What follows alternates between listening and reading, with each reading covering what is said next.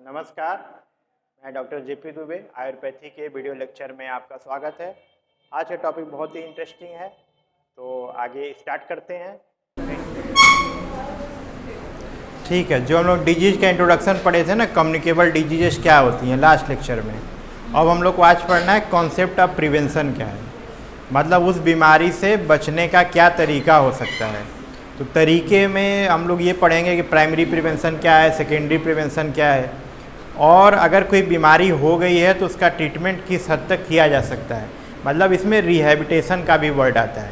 Rehabilitation क्या होता है, कोई व्यक्ति मान लीजिए कोई कहीं जा रहा है, एक्सीडेंट हो गया तो उस समय तो बीमार हुआ, ट्रामा हुआ, उसके बाद क्या हुआ कि उसको मान लीजिए हाथ पैर कुछ अपना कट गया, एम्प्यूटेशन करना पड़ा हमको, तो अब उसकी लाइफ में क्या चेंजेज आएगा और उसको वापस समाज के लिए यूजफुल, अपने परिवार के लिए यूजफुल बनाने के लिए जो प्रोसीजर हमको करना पड़ेगा वो सब क्या कहलाता है, रिहैबिलिटेशन का पार्ट कहलाता है। ठीक।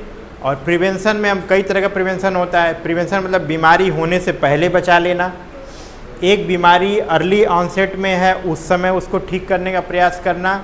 और थर्ड नंबर पे आएगा टर्शियरी प्रिवेंशन, बीमारी हो चुकी है, पैथोजेनेसिस डेवलप हो चुका है, अब उसको हम कैसे प्रिवेंट कर सकते हैं। ठीक।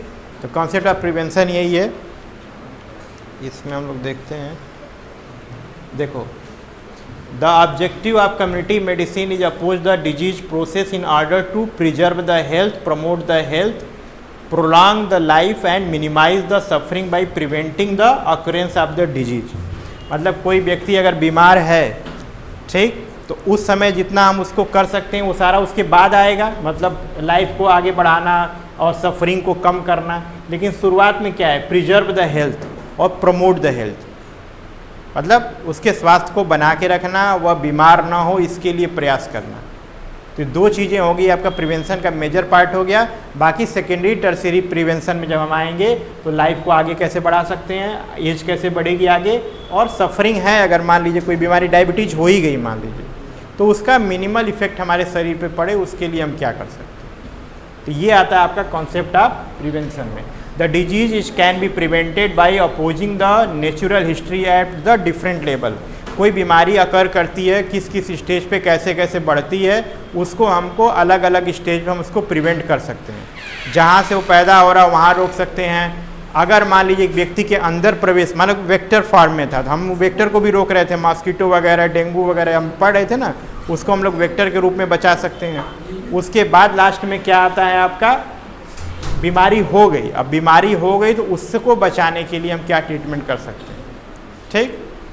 तो अलग अलग डिफरेंट लेवल पे हमारा अप्रोच क्या क्या हो सकता है। जनरली प्रिवेंशन के लिए हम लोग क्या कर सकते हैं, जैसे मान लो वैक्सीनेशन वगैरह क्या है, वो बीमारी होने से पहले ही आपको बचाने का हेल्प करता है। ये तीन तरह का प्रिवेंशन होता है, प्राइमरी, सेकेंडरी और टर्शियरी। ठीक। अब देखो प्राइमरी प्रिवेंशन क्या है, this is a major undertake in the period of pre pathogenesis. Pre pathogenesis मतलब वो पैथोजन या बीमारी पैदा होने से पहले, ये क्या कहलाता है, प्राइमरी प्रिवेंशन। अभी हम लोग जो भी मेजर अभी फॉलो करेंगे, हम आगे बीमार न पड़े, वो सारा किस में आएगा, प्राइमरी प्रिवेंशन में आएगा। Is that before the development of the disease which remove the possibility of occurrence of the disease. ठीक। बीमारी पैदा ना हो इसके लिए जो जो प्रक्रिया करनी पड़ेगी हमको, या जिस तरह से अपनी दिनचर्या वगैरह, डेली रूटीन वगैरह हमको बदलाव करना होगा, वो सारा पार्ट आएगा आपका प्राइमरी प्रिवेंशन का। Specially it is all the more important in those diseases for which no treatment is available. कुछ बीमारियां ऐसी हैं जिनका ट्रीटमेंट है ही नहीं या सक्सेस रेट नहीं है ट्रीटमेंट में, तो ऐसी बीमारियों में आपका प्राइमरी प्रिवेंशन ही इलाज है। ठीक। तो क्या एग्जाम्पल दिया, एड्स है, कैंसर हो गया, रेबीज हो गया, टूथ कैरीज वगैरह जो होते हैं। एड्स का जानते हो, ART ट्रीटमेंट आया है, यूज किया जाता है, लेकिन सक्सेस कितना है वो अलग अलग डिपेंड करता है, वो भी सक्सेसफुल में नहीं माना गया, असाध्य बीमारी में माना जाता है। ठीक। एक बार हो गया तो इससे आपको पहले HIV होगा, फिर HIV कुछ सालों में एड्स में परिवर्तित हो जाएगा। बहुत सारी अपॉर्चुनिस्टिक बीमारियां ऐसे, डायरिया है, ट्यूबरकुलोसिस है, स्किन डिजीजेज हैं, वो क्या होगा, उस व्यक्ति के अंदर पैदा हो जाएगा। जब कई सारी बीमारियां एक साथ पैदा हो जाएंगी तो किस में चेंज हो जाएगा, सिंड्रोम में, और वही क्या कहलाता है आपका एड्स। ठीक, कैंसर जानते हो, कैंसर हो गया तो अगर वो प्राइमरी स्टेज में है तो कुछ प्रिवेंशन हो जाता है, बाकी अगर सेकेंड स्टेज, थर्ड स्टेज या मेटास्टेसिस में चला गया तो डेथ काज करता है। कुछ समय के लिए दब भी जाता है, दोबारा रिकरेंस होने का भी चांस रहता है, तो वो भी एक लाइलाज बीमारी है। तो जिन कारणों से कैंसर हो सकता है, एड्स हो सकता है, उससे हमको बच के रहना चाहिए। रेबीज जानते हो क्या है? डॉग बाइट वगैरह से एक बीमारी होती है, वायरल बीमारी है। इसमें क्या होता है, ब्रेन पे अटैक होता है, हाइड्रोफोबिया इसको बोलते हैं। तो इसका भी कोई इलाज नहीं है।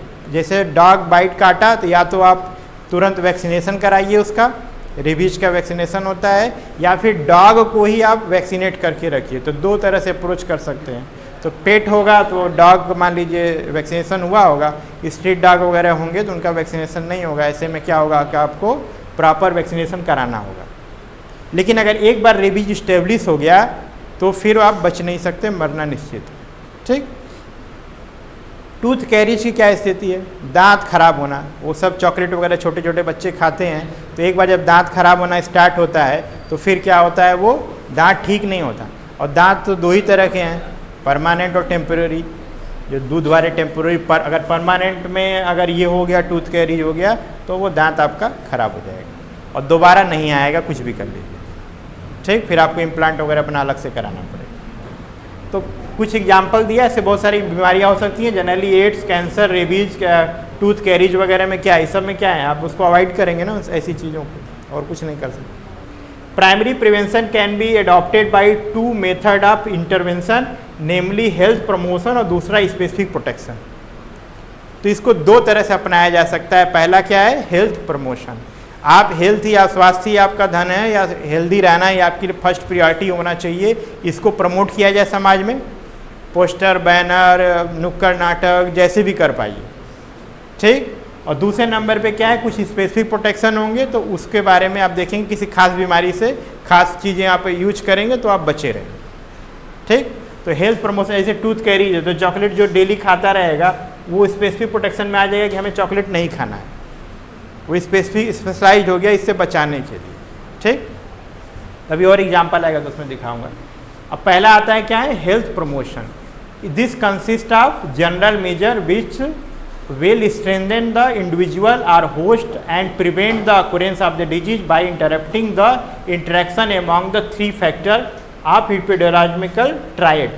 ये epidemiological triad होता है, मतलब ये तीनों जब एक साथ रहते हैं तब जाके कोई बीमारी उत्पन्न होती है। तो ट्रायड के पार्ट क्या होते हैं, इन्वायरमेंट, होस्ट और वेक्टर। ठीक, केवल मान लीजिए कोई केवल एक होस्ट है तो उसमें कोई बीमारी ऐसी नहीं पैदा होगी। बीमारी पैदा होने के लिए उसमें बीमारी पैदा होने लायक इन्वायरमेंट भी होना चाहिए। ठीक, और तीसरे नंबर पे क्या है, जैसे जर्म थ्योरी आया था ना, जर्म थ्योरी ऑफ डिजीज, कि सारी बीमारियां जर्म से होती हैं, तो वो इसलिए डिस्कार्ड हुआ क्योंकि जर्म तो तब भी हैं लेकिन फिर भी हमेशा हैं, लेकिन कुछ लोग बीमार हैं, कुछ लोग बीमार नहीं हैं। तो उसका आंसर यही आता है कि केवल जर्म होने से बीमारी नहीं होगी, बीमारी तब होगी जब वो एपिडेमियोलॉजिकल ट्रायड में आएगा, यानी इन्वायरमेंट, होस्ट और वेक्टर तीनों एक साथ जब मिलेंगे तब कोई बीमारी उत्पन्न होती है। ठीक, तो तीनों में अगर हम बचाव रखेंगे तो हेल्थ प्रमोशन में आएगा। ठीक, फिर आता है the various measure of the health promotion. पहला क्या है, देखो, health education on personal hygiene, oral hygiene, nutrition, education, life style. तो इन चीज़ों के बारे में आप क्या कर सकते हैं, प्रमोट कर सकते हैं। जैसे जो एशियन कंट्रीज जितनी हैं, हम लोग को क्या होता है, जनरली आयरन और प्रोटीन की डिफिशियंसी रहती है, आयरन और प्रोटीन की कमी रहती है। तो हमें ऐसी चीज़ों को बढ़ावा देना चाहिए जिसमें आयरन और प्रोटीन ज़्यादा। ठीक, तो लाइफ स्टाइल में क्या चेंज करेंगे, जैसे आयरन का एब्जॉर्ब को रोकने वाला सबसे बड़ा क्या है, सर लास्ट लेक्चर में बताए थे, क्या होता है, जो लोग ज़्यादा चाय पीते हैं उनमें आयरन का एब्जॉर्प्शन कम हो जाता है, तो चाय आप कम पीजिए। ठीक, तो इससे क्या होगा, आपके अंदर आयरन के एब्जॉर्प्शन बढ़ेगा और एनीमिया होने से आप बचेंगे। तो हम लोग में जैसे एशियन कंट्रीज में तो ये ज़्यादा बीमारी है इसी चीज़ का, एनीमिक होने का, महिलाओं में विशेष रूप से, और सबसे ज़्यादा चाय महिलाएं पीती हैं। हाँ, महिलाएं सबसे ज़्यादा चाय पीती हैं, हेडक होता है, पता नहीं क्या क्या होता है। तो उसमें आप क्या कर सकते हैं, करना क्या है, बस चाय की पत्ती की मात्रा जो है वो कम कर दीजिए और कुछ दिन बाद छोड़ दीजिए। फिर एड्स वगैरह से बचाव के लिए क्या, सेक्स एजुकेशन है, और उसके बाद क्या है, देखो तीसरे नंबर पे देखो एडिक्वेट न्यूट्रिशन है, बात मत करो आपस में, एडिक्वेट न्यूट्रिशन है। सेक्स एजुकेशन, एडिक्वेट न्यूट्रिशन, उसमें आयरन, फोलिक एसिड, मल्टीविटामिन, ये सारी चीज़ें प्रॉपर मात्रा में लीजिए। चौथे नंबर पे क्या है, improvement in the environmental sanitation, जो इन्वायरमेंट में क्या है आप उसमें जैसे मच्छर वगैरह है, फॉगिंग वगैरह कराना, ये सबको देख लो। Such as the control of insect, provision of protected water supply, ठीक, साफ सुथरा पानी पीना, sanitary disposal of the sewage, ये सारी चीज़ें क्या है इसके पार्ट हैं इन्वायरमेंट को हेल्दी बनाने का। ये क्या है, सब क्या है, प्रमोशन है, health promotion, promotion of the breast feeding and proper weaning, तो ब्रेस्ट फीडिंग को बढ़ावा देना, क्योंकि जो छोटे बच्चे होते हैं जो ब्रेस्ट फीड करते हैं उन उससे सेफ कुछ भी नहीं होता, इसलिए जो फार्मूला मिल्क वगैरह आता है उसमें आप देखेंगे उस पर लिखा रहता है कि माँ का दूध सबसे सर्वोत्तम है, तो माता को भी लाभ होता है और बच्चे को भी लाभ होता है, ऑक्सीटोसिन वगैरह सब पढ़े होंगे एंडोक्राइन में, ठीक है। तो जब बच्चा फीड करता है तो ऑक्सीटोसिन अधिक मात्रा में निकलता है और जो यूट्रस के इन्वोल्यूशन में हेल्प करता है, पढ़े हो ना उसमें, क्या नाम है, एंडोक्राइन में पढ़ाई होंगी मैम। तो उसमें क्या होता है, जैसे यूट्रस जो है क्या है, वो पेल्विक आर्गन है, मतलब पेल्विक गर्डिल के अंदर रहने वाला आर्गन है, और जब डिलीवरी का समय रहता है 37 वीक 38 वीक का, तो पूरा जीफी स्टर्नम तब रहता है। तो बाद में क्या होता है, जब बच्चा बाहर एक्सपेल आउट होता है तो वो वापस पेल्विक आर्गन उसको बनना है, तो उसमें कम से कम 6 वीक लगते हैं। उस 6 वीक के दौरान ऑक्सीटोसिन की अधिक मात्रा की आवश्यकता होती है, क्योंकि स्मूथ मसल का वो क्या करता है, कॉन्ट्रैक्शन करता है। तो मिल्क इंजेक्शन प्रोजेक्शन वाला वो तो है ही, साथ में दूसरा लाभ क्या है, इन्वोल्यूशन से। तो इससे 2-3 फायदे हैं, एक तो पेल्विक आर्गन के रूप में कन्वर्ट होगा, दूसरा पीपीएच नहीं होगा। पीपीएच क्या होता है, पोस्टपार्टम हीमरेज, जिसमें आप लोग सुनते होंगे पहले के ज़माने में कि बच्चा पैदा हुआ, अभी गाँव में सुन लोगे कि बच्चा पैदा हुआ और महिला जो है उसके 1-2 दिन बाद महिला एक्सपायर कर गई, डेथ हो गया। क्यों? क्योंकि पीपीएच कंट्रोल नहीं है। तो उसका बहुत फ़ायदा क्या है कि आप जो है बच्चे को ब्रेस्ट फीडिंग कराइए, डबल लाभ है। और उसके साथ में क्या है, प्रॉपर वीनिंग, बच्चे का दूध छुड़ाने का भी तरीका होगा। 6 मंथ तक तो एकदम देना ही देना है, उसके बाद धीरे धीरे उसको सॉलिड फूड की तरफ ले जाना है। बच्चों में भी बहुत ज़्यादा न्यूट्रिशनल डिफिशियंसी होती है, तो उसका भी हमको ध्यान देना, ठीक। फिर क्या आता है, family planning and spacing of the birth, proper family planning होनी चाहिए और 2 बच्चों के बीच में प्रॉपर गैप होना चाहिए, जिससे क्या है महिला की हेल्थ जो है वो अच्छी रहे। Genetic counselling, pre marital and marriage counselling, genetic counselling करना जरूरी होता है, कोई बहुत सारे क्रोमोसोमल डिसऑर्डर होते हैं उन सबसे बचाने के लिए। तो उसके पहले भी आप देख सकते हैं और प्रेगनेंसी के दौरान भी आप 4-5वें मंथ तक उसके बारे में काउंसलिंग कर सकते हैं। Efficient antenatal care and postnatal care, यानी एंटीनेटल मतलब बच्चा पैदा होने से पहले और बच्चा पैदा होने के बाद पूरा प्रॉपर उसको काउंसलिंग करना, गाइडलाइन करना। इसके लिए गवर्नमेंट बहुत सारी स्कीम चलाती है, जिसमें क्या होता है 6,000 रुपये, 8,000 रुपये उसको महिला को दिए जाते हैं प्रेगनेंसी के दौरान अच्छा खान पान करने के लिए, और प्रेगनेंसी के बाद भी कैल्शियम, फोलिक एसिड की सब आवश्यकता होती है। ये सारा जब इसके बाद वाला लेक्चर होगा, ये सारे प्रमोशनल हेल्थ में आएंगे, प्रोग्राम इसके लिए चलते हैं। तो iron, folic acid, protein powder, ये सारी चीज़ें जो हैं वो एंटीनेटल और पोस्टनेटल केयर में दिया जाता है, ठीक। फिर रिक्रिएशन फैसिलिटीज है, जैसे मनोरंजन के लिए अच्छी सुविधाएं हो, स्पोर्ट वगैरह, गेम्स वगैरह, कल्चरल एक्टिविटीज़ वगैरह, ये सबको बढ़ावा देना, जिससे क्या हो, व्यक्ति का मानसिक स्वास्थ्य अच्छा हो और शारीरिक स्वास्थ्य भी उसके साथ बना रहे। फिर improvement of the literacy level, पढ़ाई लिखाई के लेवल को बढ़ाना, हेल्थ प्रमोशन का ही पार्ट है। योगा, एक्सरसाइज, मेडिटेशन, ये सारी चीज़ें आप प्रमोशन में कर सकते हैं। स्पेसिफिक प्रोटेक्शन में क्या आता है, this consist of specific measure which prevent the specific diseases, ठीक। द वेरियस मेजर्स आर, पहला देखो immunisation against vaccine preventable disease, तो बहुत सारी वैक्सीन है जो माता को भी लगती हैं प्रेगनेंसी के दौरान और बच्चे को कम से कम 5 साल तक, और कुछ वैक्सीन जो है 10 साल तक वो लगती हैं। तो पोलियो वैक्सीन से शुरू होता है, BCG, DPT, ये सारा आप लोग पढ़ के MMR ये सब पढ़ना है, ठीक। मेरे ख्याल से पहले पढ़ाया हूँ, फिर भी उसको याद करके जाना है कब क्या दिया जाता है, ठीक। तो पहला क्या है, OPV है, ओरल पोलियो वैक्सीन है, और BCG का टीका लगता है, ठीक। तो बहुत सारी बीमारियां हैं जिसमें अगर आप इम्यूनाइजेशन कर देते हैं तो बच्चे को या फिर उस व्यक्ति को लाभ होता है। देखो दूसरा देखो क्या दिया, सिल्वर नाइट्रेट और penicillin eye drop against the ophthalmia neonatorum, जो बच्चे वेजाइनल डिलीवरी जिनकी होती है, नॉर्मल बच्चे जो पैदा होते हैं उसमें कुछ उनकी आँखों में इन्फेक्शन चला जाता है, उसके लिए दवा क्या, वो बीमारी होती है ऑप्थेल्मिया नियोनेट्रम, और उसका इलाज क्या है, सिल्वर नाइट्रेट या पेनिसिलिन का आई ड्रॉप उनको दिया जाता है।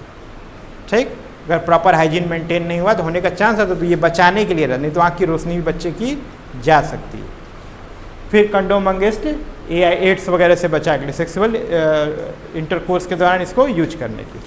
Use of specific nutrient like vitamin A, vitamin A के लिए प्रोग्राम चलता है आंगनबाड़ी में, और जो 5 साल से कम साल बच्चे हैं उनके लिए विटामिन ए की डिफिशियंसी होती है, आँख की रोशनी कम हो सकती है। उसके लिए 6 महीने से अगर कम है तो 50,000 इंटरनेशनल यूनिट, ठीक, वो देना होता है। अगर 6 से 1 साल तक हैं तो 1 लाख IU का डोज दिया जाता है विटामिन ए का, और 1 साल से ऊपर हैं तो 2 लाख IU का डोज उनको अप टू 5 ईयर तक आपको देना चाहिए, जिससे क्या होगा, उनकी आँख की रोशनी सही रहेगी। ये बेसिक है, याद रख लेना।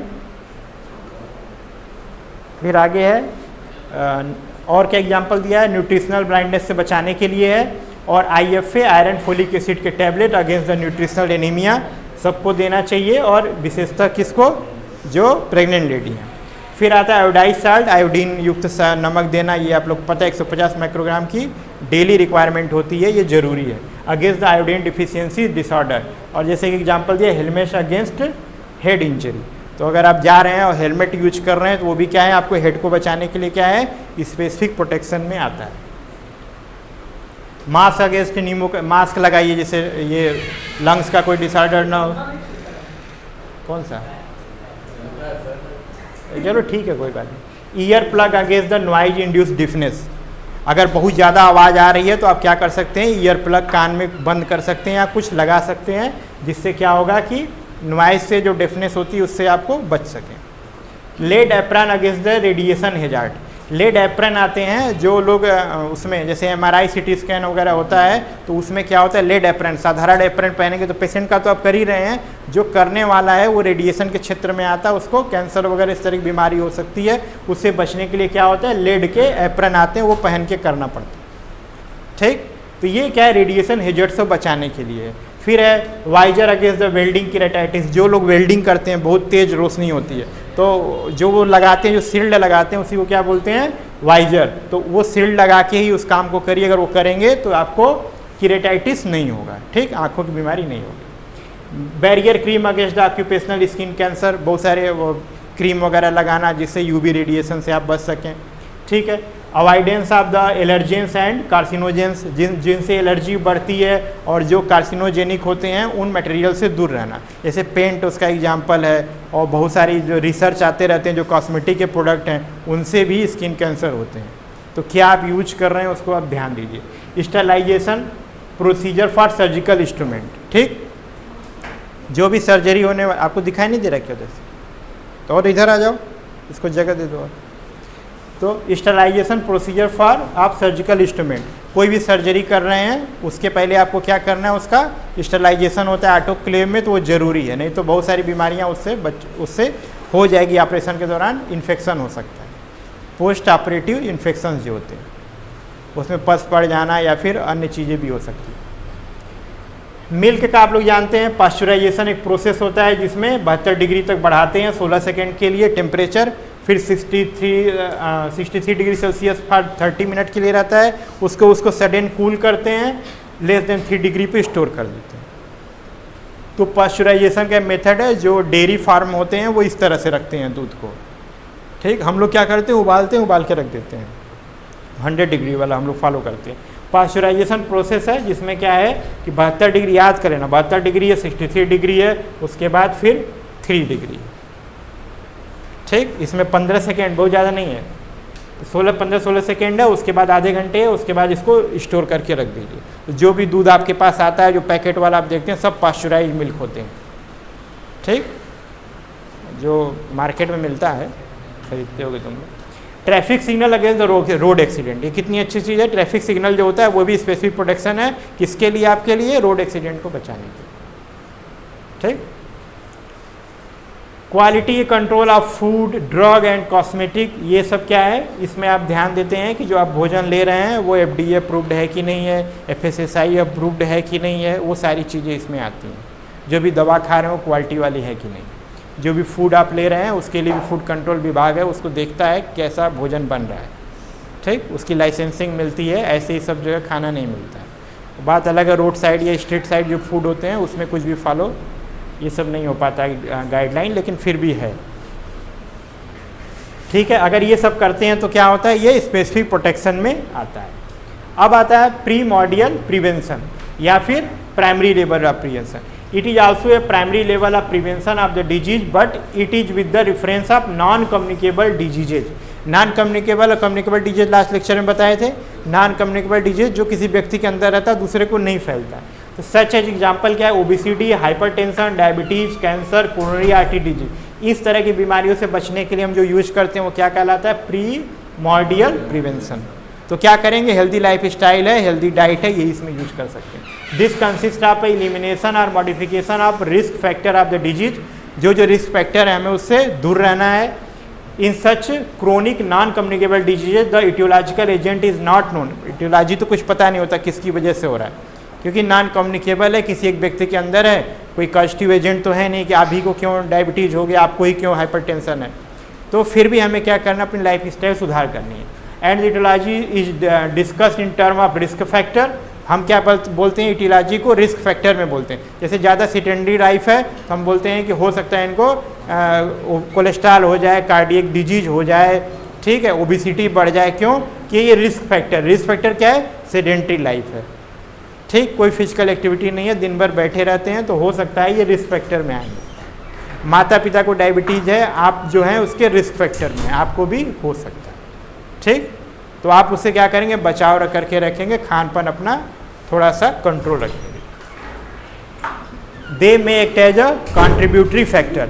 There are two approaches for the primordial prevention. दो तरह का हो सकता है। एक हो सकता है पॉपुलेशन स्ट्रेटेजी, माने मास, जो सब पे लागू हो जाए, बड़े लेवल पे, कम्युनिटी लेवल पे हम फॉलो करेंगे। दूसरे नंबर पे क्या है, हाई रिस्क की स्ट्रेटजी, जिसमें ऑलरेडी डायग्नोस्ड है उसके लिए। तो देखो पॉपुलेशन स्ट्रेटजी में क्या करेंगे, this is directed as the whole population irrespective of the individual risk. हम पूरे एक कम्युनिटी का देखेंगे, तो सबका बीपी नाप लिया, सबका कोलेस्ट्रॉल चेक कर लिया, तो उसी हिसाब से उनको मोटा मोटा गाइडलाइन दे दिया कि आप सबको 20 मिनट वॉक करनी चाहिए, 1-2 किलोमीटर टहलना चाहिए। इस तरह का हमने उनको एडवाइस कर दिया। तो क्या हो गया, कम्युनिटी लेवल पे हमने उसको कवर किया। For example it is shown that the small reduction in the average blood pressure.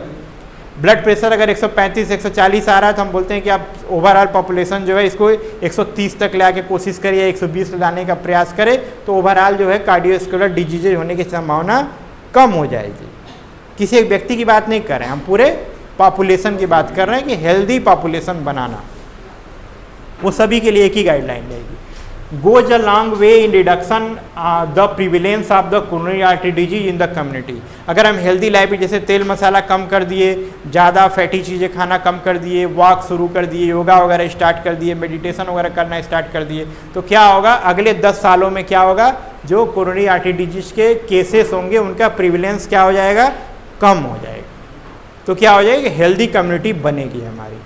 जिसको होना है स्पेसिफिक वो तो होना है, लेकिन ओवरऑल इसका रिजल्ट ये आएगा कि भाई 10 में से जहाँ पे 6 को होने वाला था वहाँ पे 2 ही को, ठीक, तो 4 का रिडक्शन हुआ, तो हमने ओवरऑल रिडक्शन किया। This approach is directed toward the change in the life style of the population by health education from the childhood itself. शुरुआत से ही आपको हेल्दी चीज़ें, हेल्दी हैबिट आपको डालनी पड़ेगी। अचानक से किसी को आप हैबिट चेंज कराने का प्रयास करेंगे तो नहीं कर पाता है, या फिर इतना ज़्यादा इंटेलिजेंस होता है कि उससे वो निकल ही नहीं पाता। The result of these measures can not be perceived immediately but are seen after the several year और डिकेड्स।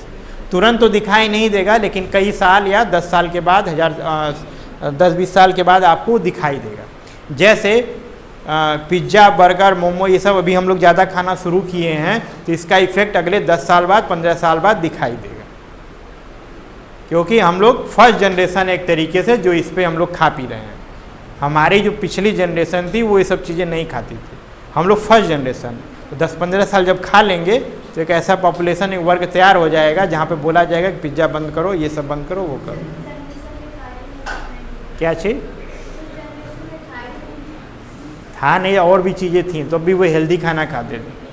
तुम तो कुछ भी खाओ, तुम्हारे लिए हेल्दी है, है ना। हाँ और क्या, दुबले पतले हो, खाओ पियो, खाना खाओ, ठीक है। तो अपना कार्बोहाइड्रेट, प्रोटीन, फैट, ये सब पे ध्यान दो, न्यूट्रिशनल डाइट लो। हॉस्टल में नहीं मिलता होगा उस तरह का खाना, बाहर से खाओ। फिर क्या आता है, देखो बात नहीं आपस में नहीं। हाई रिस्क की स्ट्रेटजी क्या होगा, individual strategy. This is directed to those individual who are at high risk of getting the disease.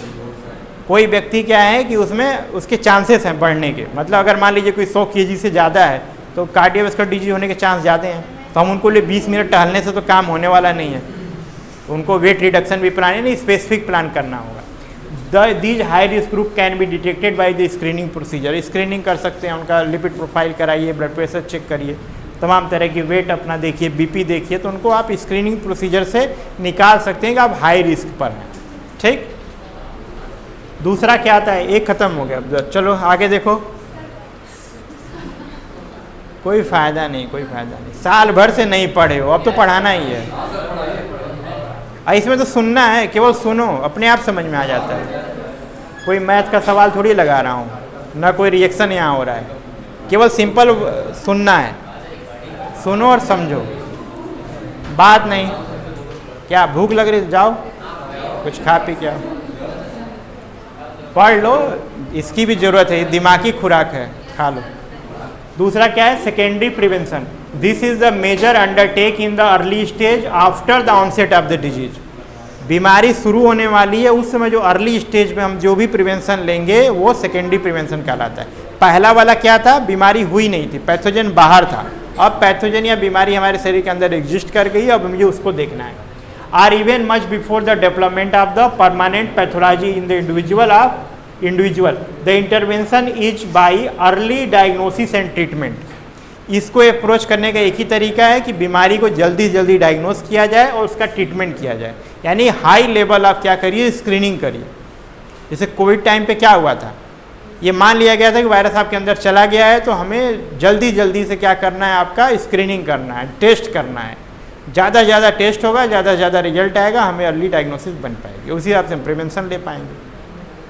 It can be done by various screening procedure. देखो क्या क्या हो सकता है, कुछ एग्जाम्पल हैं, जैसे periodical recording of the weight of the child. अगर किसी बच्चे का हम वजन क्या है रेगुलर ले रहे हैं और वजन बढ़ रहा है तो मतलब बच्चा ठीक है, और वजन घट रहा है तो क्या होगा, माल न्यूट्रिशन है। वजन घट रहा है तो इसका मतलब ये है कि उसका भोजन अच्छे से नहीं चल रहा है। हाँ, तुम्हारा वजन घट रहा है तो तुम खाओ, ठीक है। फिर आगे देखो, कॉन्टैक्ट ट्रेसिंग क्या, एसटीडी के लिए। जैसे मान लो कोई HIV पॉजिटिव मिल गया तो हमें उसको बैक में जाकर के रिट्रोस्पेक्टिव देखना होगा कि कहाँ कहाँ उनका कॉन्टैक्ट रहा है, मे भी उन लोगों में इस तरह का वायरस चला गया। क्लस्टर टेस्टिंग क्या होता है, जैसे क्लस्टर टेस्टिंग क्या होता है, जैसे ग्रुप का टेस्टिंग करना है। तो कोई ग्रुप है, जैसे कोई नशा कर रहा है हमेशा, तो उनका ग्रुप होता है 8-10 लोगों का, तो वो अपना सिरिंज वगैरह इधर उधर बदलते हैं। तो चाहे प्रोस्टिट्यूशन वाले में भी ये रहता है, ग्रुप होता है, तो वो सारे ग्रुप का एक साथ क्लस्टर टेस्टिंग करिए और उसमें देखिए कि उसमें STD कुछ है कि नहीं है। तो उसमें सिफिलिस है, गोनोरिया है, बहुत सारी बीमारियां हैं, केवल HIV नहीं, और भी चीज़ें हैं। तो उन सारी चीज़ों के लिए आप टेस्ट कर सकते हैं। ब्लड और यूरिन एग्जाम करके आप डायबिटीज मेलाइटस को देख सकते हैं, ठीक। ब्लड शुगर लेवल बढ़ा हुआ है या फिर यूरिन में शुगर आ रहा है, तो अगर आप अर्ली डायग्नोसिस के लिए स्क्रीनिंग है।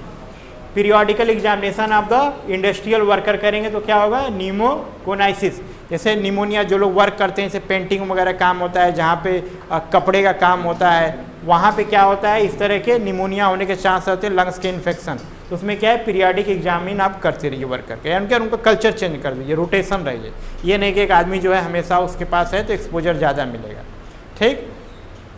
स्क्रीनिंग ऑफ ब्लड डोनर, जो ब्लड डोनेट करता है, अगर आप उसकी स्क्रीनिंग अच्छे से करेंगे, यानी जो ब्लड लिया गया है, जिससे लिया जा रहा है, तो उसमें क्या है, HIV, AIDS, hepatitis B, syphilis, malaria, ये सारी बीमारियां नहीं होनी चाहिए, ठीक। नहीं तो आपने ब्लड ट्रांसफ्यूज किया और पता चला कि उसको जो हेपेटाइटिस B हो गया, ठीक।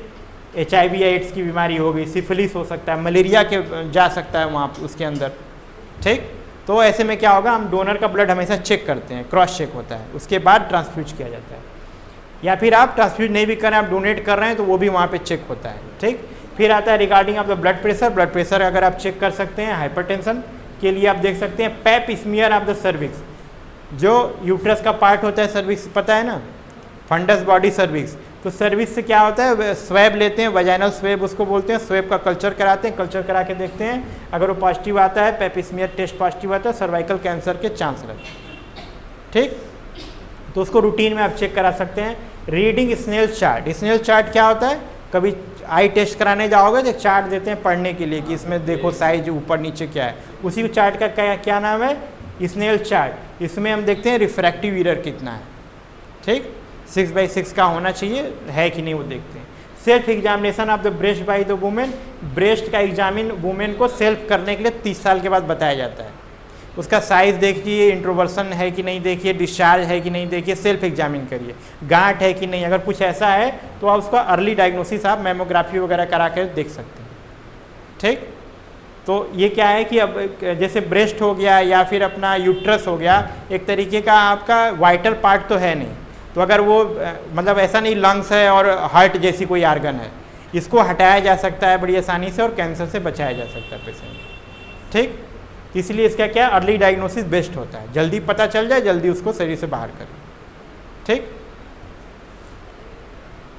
Early diagnosis and prompt treatment क्या कर सकते हैं, this help in the following way, अगर हमने जल्दी डायग्नोसिस किया तो क्या फ़ायदा मिलेगा, help in the recovery from the disease, restoration, disease से बचाने में हेल्प करेगा, reduce the duration of the illness in the individual, minimise the suffering, ये सब समझ रहे हो ना, prevent the development of the complication से उसको रोक लिया जाए इसका, prevent further spread of the disease in the community में बीमारी न फैले, इसके लिए हमें क्या करना है, जल्दी से जल्दी पहले क्या करना है, उसको पता कर लें हम उसको, तो प्रिवेंशन में हम उसको डाल सकते हैं। फिर आया prevent or postpone the death of the individual, अगर हमें अर्ली डायग्नोसिस बनेगी तो या तो हम बीमारी को रोक सकते हैं, और कैंसर जैसी या एड्स जैसी लाइलाज बीमारियां हैं तो कम से कम उसको क्या कर सकते हैं, पोस्टपोन कर सकते हैं, कि 1-2 साल में डेथ होने वाली थी, हम उसको 8-10 साल खींच के लाएं, लॉन्गेविटी को हमने बढ़ा दिया। 10 early diagnosis and prompt treatment किस तरह का है, stamping the spark rather than calling the fire brigade, put out of the fire, ये कह रहा है कि जब जैसे कोई चिंगारी लगती है तो उसको वहीं बुझा दीजिए, बजाय इसके कि आग लग जाए और बाद में आप फायर ब्रिगेड को कॉल कर रहे हैं। ठीक, कोई बीमारी को क्या करना है, हमको शुरुआत में ही ख़त्म कर देना है ताकि वो आगे बड़ी चीज़ में न बदले। Strictly speaking early diagnosis and prompt treatment can not be term as prevention, इसको प्रिवेंशन तो नहीं बोल सकते, जैसे प्रिवेंटिव मेजर है, लेकिन अभी तो बीमारी आ ही गई, लेकिन फिर भी आप इसको समझिए, since the disease has already occurred but it is a primary preventive measure for the community. इसको हम प्राइमरी प्रिवेंशन भी इसलिए नहीं कह रहे हैं कि प्राइमरी प्रिवेंशन क्या था, बीमारी होने से पहले, तो प्रिवेंशन तो नहीं है, एक तरीके ट्रीटमेंट है, लेकिन क्या है, अर्ली ट्रीटमेंट है। टर्शियरी प्रिवेंशन देख लो, 3 ही था, तीसरा है ये, this is the major undertaken when the disease process is sufficiently advance, is that in the late pathogenesis phase. वो अर्ली पैथोजेनेसिस था सेकेंडरी वाला, और ये आ गया लेट, मतलब लास्ट में। Tertiary prevention can be adopted by two modes of intervention. पहला क्या था, डिसेबिलिटी लिमिटेशन, यानी बीमारी हुई, बीमारी का जो हमारे शरीर पे प्रभाव पड़ा उसको हम कर पाएँ, कम कर पाएँ, और दूसरे नंबर पे क्या है, रिहेबिलिटेशन, कि बीमारी के बाद उसको दोबारा रिहैब में डालना, यानी कि वापस उसको यूजफुल बनाना, अर्निंग बनाना। डिसेबिलिटी पहला क्या है, पहला डिसेबिलिटी लिमिटेशन था, उसको देखो, this means limiting the development of the further disability in the individual by giving intensive or aggressive treatment when the patient come in the advance stage of the disease. कोई बीमारी भले ही बहुत ज़्यादा बढ़ गई हो, लेकिन हमें इंटेंसिव केयर करके, विशेष देखभाल करके, उसको गहन चिकित्सा करके वापस उसको नॉर्मल करने का प्रयास किया जाए, क्योंकि अब यहाँ आप ट्रीटमेंट नहीं करेंगे तो ट्रीटमेंट करने के लिए कुछ मिलेगा नहीं। The objective is to prevent the transition from the impairment to handicap. अभी इसके आगे बता दूंगा, कोई भी दिया, the sequence of the event of the disease, कोई भी डिजीज होती है उसका सीक्वेंस इस तरह से चलता है, पहले डिजीज आती है, देन कुछ इम्पेयरमेंट होगा, बदलाव होगा, फिर डिसेबिलिटी होगी, और उसके बाद क्या होगा, हैंडीकैप हो जाएगा। ठीक, तो इन चारों का 4 मीनिंग है, उसको देख लो। सबसे पहले डिजीज क्या होती है, disease is defined as an abnormal condition that impair the normal structure of function of the body और one of its part, often characterized by the specific sign and symptom. Disease क्या है? देखो, abnormal condition है जो क्या कर रहा है, नॉर्मल स्ट्रक्चर या फंक्शन है किसी बॉडी का, क्या मान लीजिए ब्लड प्रेशर ही है तो 120/80 मेंटेन होना है, वो 150 चला गया, यानी कि वो इम्पेयरमेंट हो गया, 150 नहीं चाहिए था हमको, या फिर 60 आ गया, 70 रह गया, तो वो भी हमको नहीं चाहिए था। तो नॉर्मल जो होम्योस्टेसिस थी वो क्या हो गई, गड़बड़ हो गई। तो हमें इसको फिजियोलॉजिकल लिमिट में रखना होगा। तो अगर फिजियोलॉजिकल नॉर्मल स्ट्रक्चर मतलब फिजियोलॉजिकल लिमिट है, उसमें अगर बदलाव हो गया है या उसके फंक्शन में बदलाव हो गया है तो यह डिजीज कहलाता है और कैरेक्टराइज होता है। हमेशा इसको पहचाना जाता है कैसे, कुछ साइन और सिम्टम होते हैं। साइन क्या होता है, जो डॉक्टर देखता है, अभी इतना ही याद करके रखना, साइन जो होता है जो डॉक्टर देखता है, सिम्टम क्या होता है जो पेशेंट बताता है। ठीक, पेशेंट आके बोला कि भाई हमको हमारे सर में दर्द हो रहा है, तो सर में दर्द होना क्या है, सिम्टम है, क्योंकि मैं देख के नहीं जान सकता जब तक आप बोलेंगे नहीं।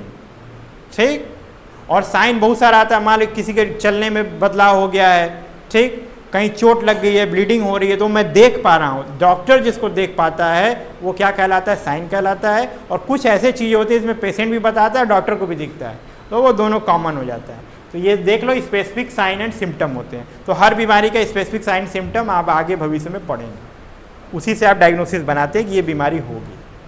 ठीक, ये हो गया डिजीज। अब उसके बाद दूसरा स्टेज क्या होगा, किसी डिजीज के बाद क्या होगा, इम्पेयरमेंट होगा। This means defect in the structure and function of an organ or a part of the body. ये क्या हो गया, इम्पेयरमेंट हो गया, वो ऑर्गन अच्छे से काम नहीं करेगा। The impairment may lead to the development of the secondary impairment as in leprosy. Leprosy आता है, लेप्रोसी में क्या आता है, where the damage to nerve damage होना प्राइमरी इम्पेयरमेंट है, और जब ये फर्दर सेकेंडरी जाता है तो क्या होता है, प्लांटर अल्सर हो जाते हैं, यानी हाथ पाँव में छाले पड़ जाएंगे, तो वो क्या हो गया, सेकेंडरी इम्पेयरमेंट हो, यानी आर्गन में डिस्ट्रक्शन आ जाता है। ठीक, ये हो गया इम्पेयरमेंट, यानी कोई एक स्पेसिफिक आर्गन उसमें इन्वॉल्व हुआ। जैसे अब इसमें लेप्रोसी में क्या होता है, लेप्रोसी में जनरली क्या होता है, नर्व इन्वॉल्व होते हैं और जो आपके एम्प्यूट हो जाते हैं बाद में, उसमें नंबनेस आती है, लॉस ऑफ सेंसेशन होता है, नेजल बोन डिप्रेशन होता है, बहुत सारी हैंसन डिजीज इसी को बोलते हैं। ठीक है, उसके बाद क्या आता है, डिसेबिलिटी। अब कोई इम्पेयरमेंट हो गया कोई आर्गन, अब जैसे किसी का हाथ खराब हो गया तब क्या होगा, this means inability to carry out certain routine accepted activity. जो आप कर सकते थे अब वो चीज़ नहीं कर पा रहे हैं। Consider normal for the age sex due to impairment. जिस एज के लिए जो काम आप कर सकते थे अभी आप नहीं कर पा रहे हैं। मान लीजिए आप चल फिर नहीं पा रहे हैं, यानी आपके पैर जो है आपका उसमें कुछ गड़बड़ी हो गई, चोट लग गया, फ्रैक्चर हो गया। ठीक, उससे क्या हो गया, आप में डिसेबिलिटी हो गई।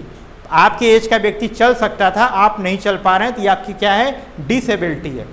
हैंडीकैप्ड क्या होगा, this means experiencing disadvantage in the life and not able to play the role accepted out of her or him resulting from the impairment और डिसेबिलिटी।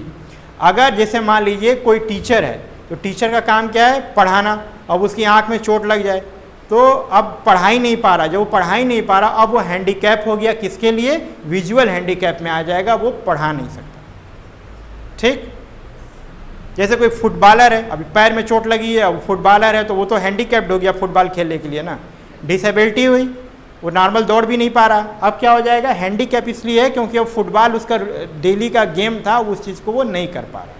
ठीक, एग्जाम्पल दिया देखो, एक्सीडेंट हुआ, इम्पेयरमेंट क्या होगा, लॉस ऑफ फुट। डिसेबिलिटी क्या कहलाएगी, inability to walk. Handicap क्या है, लॉस ऑफ जॉब। उसकी जॉब चली गई इस वजह से, मान लीजिए वो वॉचमैन हो या पुलिसमैन हो, तो ऐसे में क्या होगा, जब वो पैर उसका चला जाएगा तो चल भी नहीं पाएगा, तो उसकी जॉब बचेगी। तो ये जॉब के जाना क्या कहलाएगा, हैंडीकैप होना कहलाएगा। ठीक, विटामिन ए की डिफिशियंसी देख लो फिजिकल कैरेक्टर में, कॉर्नियल जीरोसिस हो जाता है, यानी कॉर्निया में क्या हो जाएगा, सूखा हो जाएगा। ठीक, ब्लरिंग ऑफ विजन। डिसेबिलिटी क्या आएगा, दिखाई नहीं दे रहा। हैंडीकैप क्या होगा, blindness and loss of job. रोशनी चली जाएगी तो उसका जॉब भी चली जाएगी और परमानेंट ब्लाइंडनेस हो जाएगी, दिखाई नहीं देगी। ये क्या आ गया, हैंडीकैप में। लेप्रोसी का एग्जांपल देखो, involvement of the nerve, inability to work because of claw hand. हाथ जो ऐसे हो जाते हैं, क्लॉ हैंड हो जाता है, मुड़ जाता है, टाइट हो जाता है, अब कोई काम नहीं कर पाएगा, तो क्या होगा, हैंडीकैप में क्या कहलाएगा, अनएम्प्लॉयड होना, उसको कोई जॉब नहीं मिली, कोई काम नहीं कर पाएगा, तो ये हैंडीकैप है। इन तीनों में अंतर समझ लीजिए, चारों में disease, impairment, disability and handicap. ये हो गया। दूसरे नंबर पे क्या आएगा, रिहेबिलिटेशन। रिहेबिलिटेशन क्या है, अब व्यक्ति तो चोट लग गई, चपेट लग गई, अब डिसेबल हो गया, हैंडीकैप हो गया, अब उसको क्या करना है, वापस रीयूजेबल बनाना है समाज के लिए, अपने परिवार के लिए। दिस रिहेबिलिटेशन कैसे होगा, this is the major undertaken in the individual when the disease is very much advanced and the patient experiences the disadvantage in the life and become disabled, handicapped and dependent. अब इस condition में जब वो कोई कार्य अपना नहीं कर पा रहा, तो हम उसके लिए जो भी योजना बनाएंगे वो सारा किस में जाएगा, रिहेबिलिटेशन में जाएगा। अब फुटबॉलर है, फुटबॉल नहीं चला सकता, कोई बात नहीं, अगर वो कंप्यूटर चला सकता है तो उसको कलर की जॉब या ऑफिस जॉब हम दे दें अगर, तो उसका क्या हो जाएगा, वो रिहैब हो जाएगा। ठीक। Rehabilitation is defined as the combined and coordinated use of physical, social, vocational and psychological measures for training and retraining, बार बार सिखाना the individual to the highest possible level of functional ability, maximum जिसमें वो अपना दे पाए। अब कोई footballer है, उसका पैर चला गया, जबरदस्ती फुटबॉल तो नहीं खिलवाओगे ना, कि नहीं यही खेलना है तुमको, ऐसा नहीं, हमें उसके लिए दोबारा ट्रेनिंग करना पड़ेगा, रीट्रेन करना पड़ेगा। बहुत सारे खिलाड़ी हैं जिनको चोट लगी है और उन्होंने अपना गेम चेंज करके दूसरा गेम खेला है और उसमें वो सफल हुए। ठीक। so that the individual become useful to himself and to the family and the community at a large। ठीक। समाज के लिए, अपने लिए और परिवार के लिए वो काम आ पाए।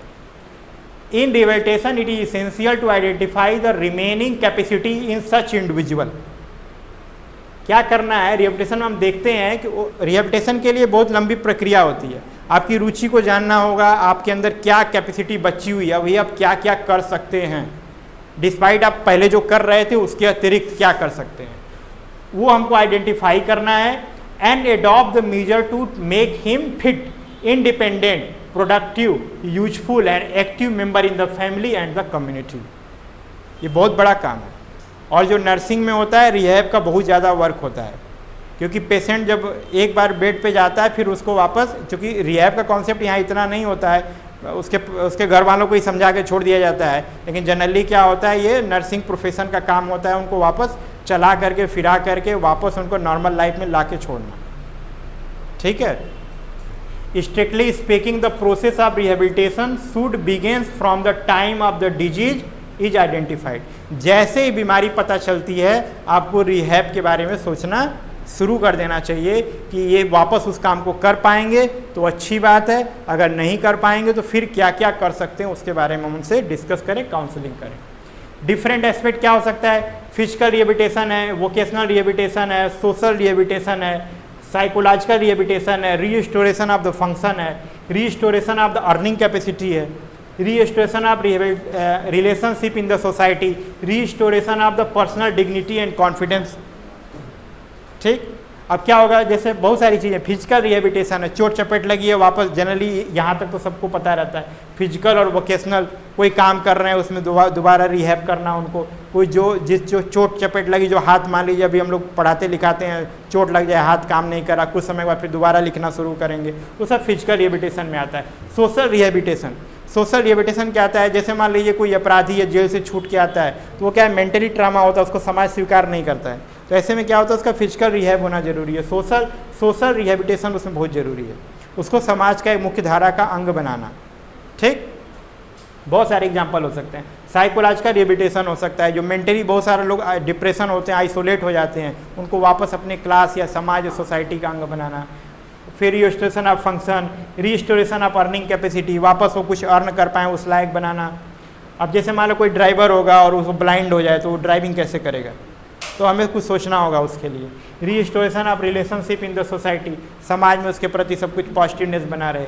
Restoration of personal dignity and confidence, कोई व्यक्ति है जो मान लीजिए 1-2 लाख कमाता होगा और टीचर होगा या फिर डॉक्टर होगा, जो भी होगा, इंजीनियर होगा, अब वो क्या होगा, अगर वो जॉब से अपने हट जाता है, उसका पर्सनल डिग्निटी और आइडेंटिटी खत्म हो सकती है। ठीक। तो ऐसे में क्या होगा कि आपको उसको वापस से रीस्टोर करना होगा। ठीक, तो उस तरह के अगर कोई प्रोग्राम बनाते हैं तो वो सारा क्या है, रिहेबिलिटेशन का पार्ट होता है। एग्जाम्पल देख लो, establish the school for the blindness. Special school होते हैं तो क्या है, आप ब्लाइंड बच्चों के लिए जो वहाँ पे ब्रेन लिपि से पढ़ाई होती है उनके लिए स्पेशल स्कूल बना सकते हैं। Aid for the crippled such as artificial limb, crutches मतलब बैसाखी वगैरह देना, व्हील चेयर देना, हियरिंग एड्स वगैरह सुनाई नहीं दे रहा, ये सारा क्या है, रिहेबिलिटेशन का ही पार्ट है। ठीक है, आर्टिफिशियल वो क्या ऑर्गन आते हैं, जयपुर फूड करके आता है तो बहुत सारे लोग उसको यूज करते हैं, तो इसके हाथ पैर कट जाते हैं, वो आर्टिफिशियल लिम्स बना के देते हैं। तो ये सारी चीज़ें यूज कर रहे हैं। जैसे ये व्हील चेयर किसी को देना, व्हील चेयर डोनेट किया जाए, सरकार की तरफ से बहुत सारे प्रोग्राम चलते हैं। और हियरिंग एड्स वगैरह देना, कब सुनाई दे रहा है तो इम्प्लांट करके या फिर एडिशनल बाहर से यूज करके आवाज़ सुनाई देने लगता है ओल्ड एज में। अब ओल्ड एज है, आपकी हियरिंग कैपेसिटी ख़त्म हो गई है और उस ऐड के साथ और ऐड के बिना ज़िंदगी लेके सोचिए क्या होगा। ऐड के बिना आप कुछ भी नहीं, क्या चल रहा समाज में, परिवार में ही क्या चल रहा आपको कुछ पता ही नहीं है, और हियरिंग एक ऐड लगा लेते हैं तो वापस समाज या परिवार का आप अंग बन जाते हैं। Reconstructive surgery in the leprosy, अब क्लॉ हैंड हो गया तो वापस उसको ओपन करने का प्रयास करना, तो ये सारी हो सकता है लेप्रोसी में। बर्न होता है, बर्न में भी कॉन्ट्रैक्चर बनते हैं, जैसे ये स्किन यहाँ से अटैच कर जाती है, तो ऐसे में क्या होगा, आप काम करने की क्षमता कमी हो जाएगी, तो ऑपरेट करके इसको वापस ओपन करना, खोलने का प्रयास करना। कुछ लोग का यहाँ से यहाँ तक अटैच हो जाता है, तो इस तरह की चीज़ें होती है, तो उसको आप प्लास्टिक सर्जरी या रिकन्स्ट्रक्टिव सर्जरी बोलते हैं। वापस अब 100% वो बन नहीं पाएगा, फिर भी कुछ तो लाभ होगा। Intraocular implantation of lens among the cataract patient, जो ओल्ड एज में सभी में क्या होता है, कैटरेक्ट की समस्या होती है, आई की रोशनी जा सकती है, तो ऐसे में हम लोग क्या करते हैं, कैंप लगा के ऑपरेशन होते हैं। बहुत छोटा ऑपरेशन है और कैटरेक्ट से बचाया जा सकता है, जिसको मोतियाबिंद बोलते हैं। तो ये भी ऑपरेशन अगर सही समय पर और अर्ली स्क्रीनिंग करके न किया जाए तो रेटिना एकदम डैमेज हो जाता है, तब पेशेंट आते हैं, तो आप चाह के भी उनका लेंस बदलवा नहीं सकते, कोई फ़ायदा नहीं, उनको दिखेगा नहीं। ठीक है, तो ऐसे में क्या है कि आप जल्दी से स्क्रीनिंग करके इसको देख सकते हैं। थैंक्स। तो बस यहीं तक था। अब इसके बाद हम लोग जो क्लास पढ़ेंगे वो क्या होगा, प्रोग्राम रिलेटेड होगा। ठीक है।